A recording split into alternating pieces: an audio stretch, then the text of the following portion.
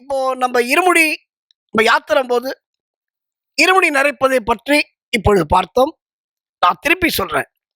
இருமுடி நரைக்கும் பொழுது அந்த நெய் அந்த தேங்காய் உள்ள போகும் பொழுது, இன்னும் உங்களுக்கு டீப்பா சொல்றேன்.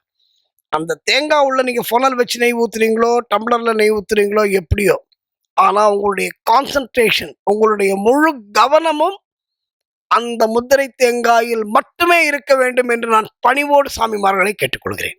ஸ்ரீ தர்ம சாஸ்தா பாகிமாம் ಶಬರಿಗಿರೀಶಾ ಪಾಗಿಮಾಂ ಮಣಿಗಂಡ ದೇವಾ ಪಾಗಿಮಾಂ ಮಗಿಷಿ ಸಂಹಾರ ಪಾಗಿಮಾಂ வில்லாளனே நீலிமலை வாசனே நீ இல்லாத இடமில்லை என்னையனே இருமுடி தாங்கியே உன்மலை ஏறியே இருமுடி தாங்கியே உன்மலை ஏறியே உன் தரிசனம் பார்த்தவர்க்கு வாழ்வில் ஒரு குறையில்லையே ஐயப்பா, உன் தரிசனம் கண்டவர்க்கு வாழ்வில் ஒரு குறையில்லையே, வாழ்வில் ஒரு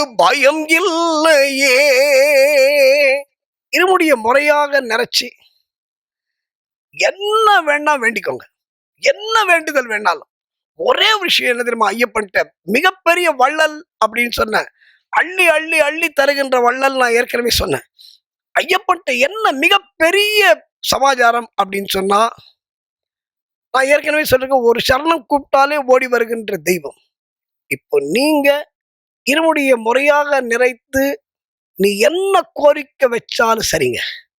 உங்க வீட்டுல கல்யாணம் ஆகணுமா, உங்க வீட்டுல குழந்தை பிறக்கணுமா, உன்னோட தொழில் நல்லா இருக்கணுமா, உன்னோட வேலை ஸ்திரமா இருக்கணுமா, இதுக்கெல்லாம் ஒரே பதில் அந்த ஏன்னா சபரிமலைக்கு போற பாக்கியம் எல்லாருக்கும் கிடைக்காதுங்க.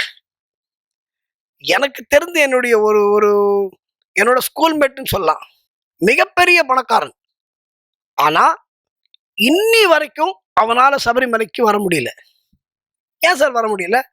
அவன் நினைச்சா 100 பேர் சபரிமலைக்கு கூட்டிட்டு போலாம். அவன் நினைச்சா ஒரு சார்ட்டர்ட் ஃபிளைட் வச்சு சபரிமலைக்கு போலாம்.